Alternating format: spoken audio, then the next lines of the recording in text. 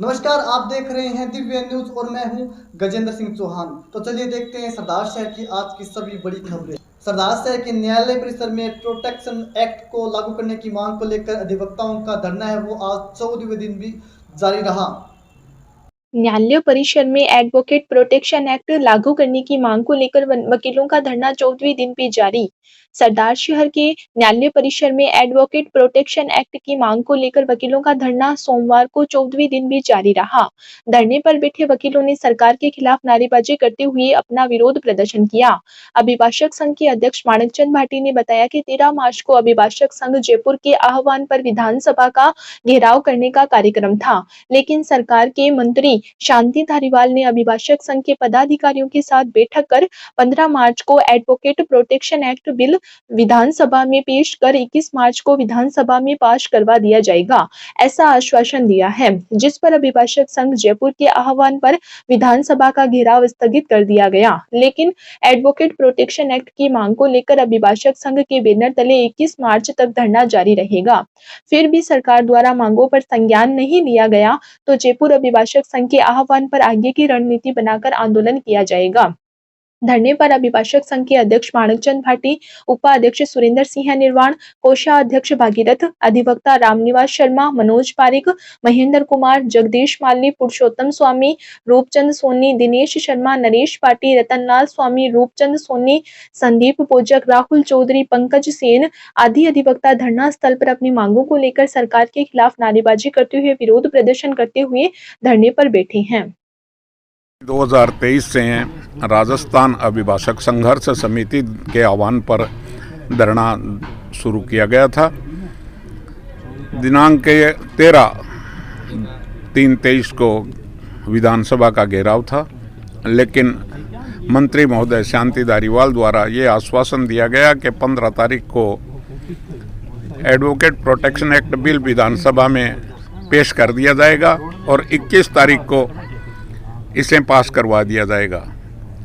यहाँ अपने चूरू विधायक श्री राजेंद्र सिंह जी राठौड़ ने इस मुद्दे को बहुत ज़ोर शोर से उठाया था और उन्होंने कहा था कि भाई पिछले 15 वर्ष से ये बिल है वो पेंडिंग चल रहा है।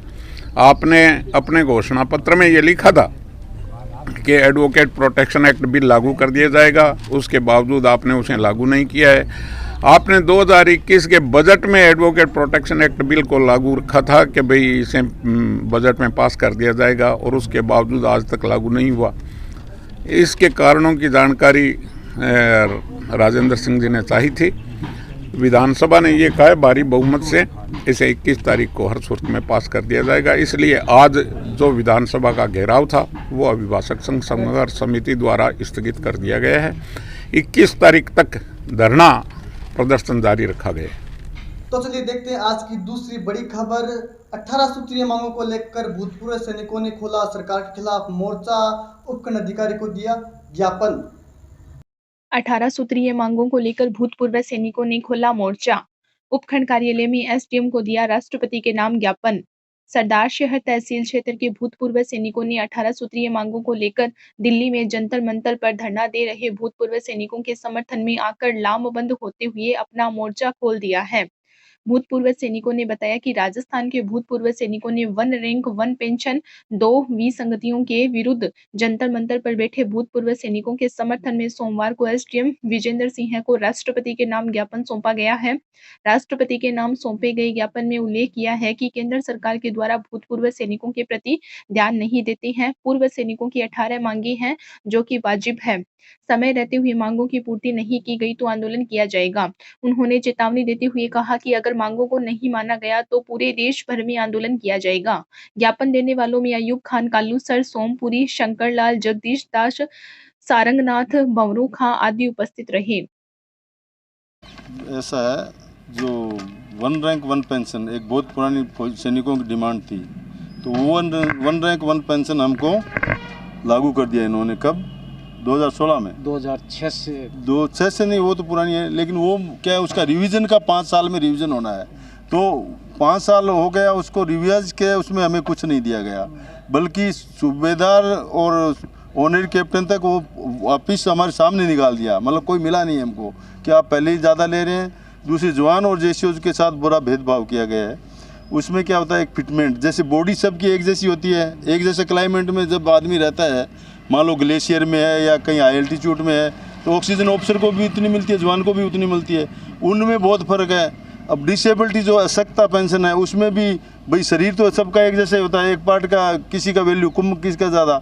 अब वो ओवास को 100% में 18,000 दे रहे हैं और एक ऑफिसर जो है उसको 1.5 लाख रुपए दे रहे हैं। बाथरूम में फिसल के गिरता है, नाखून टूट गया, उसको भी डिसेबिलिटी है। और वार पैर जो लड़ाई में किसी ने अपना पैर गंवा दिया उसको भी वही डिसेबिलिटी है।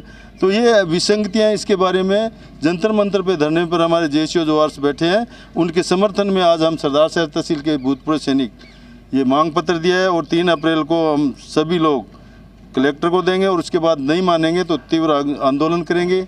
और हमने तो देश की सेवा की है, हम नहीं चाहते कि हम सरकार के विरुद्ध आवाज़ उठाएं, लेकिन शांतिपूर्ण तरीके से हमारी मांग को नहीं माना गया तो ये आंदोलन उग्र होगा। आपका नाम सर? मेरा नाम है रिटायर्ड सूबेदार जगदीश प्रसाद स्वामी, सेना चिकित्सा कोर। तो चलिए देखते हैं आज की अगली खबर।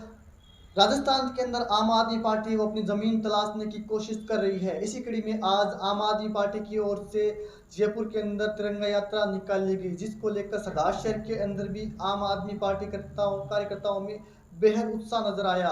इस यात्रा में शामिल होने के लिए सरदार शहर से भी आम आदमी पार्टी के कार्यकर्ता जयपुर के लिए रवाना हुए।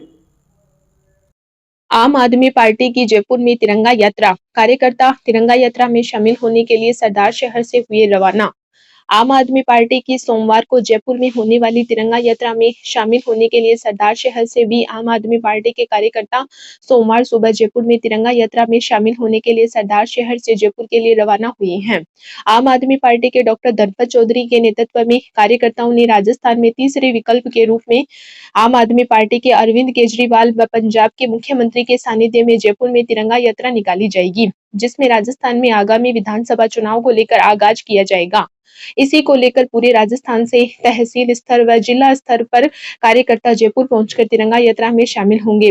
डॉक्टर धनपत चौधरी ने बताया कि राजस्थान में भ्रष्टाचार मुक्त व सुशासन की सरकार आम आदमी पार्टी ही दे सकती है। इसी को लेकर आगामी विधानसभा चुनाव को लेकर आम आदमी पार्टी द्वारा जयपुर में तिरंगा यात्रा निकाली जाएगी, जिससे राजस्थान में एक अच्छा संदेश देने के लिए आम आदमी पार्टी ने विधानसभा चुनाव का आगाज किया है।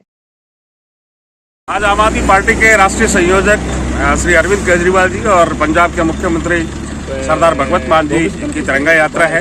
और इस तिरंगा यात्रा से आज प्रदेश में आगामी विधानसभा चुनाव है, उनका आगाज करने जा रही है पार्टी।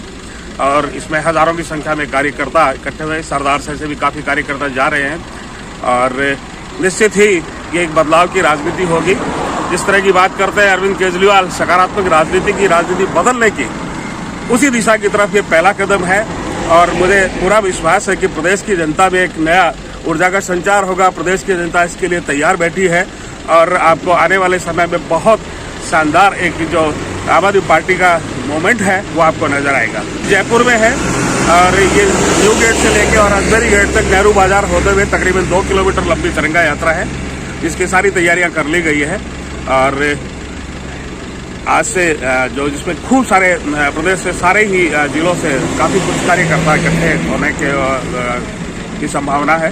और ईश्वर करेगा कि रैली बहुत शानदार तरीके से संपन्न हो।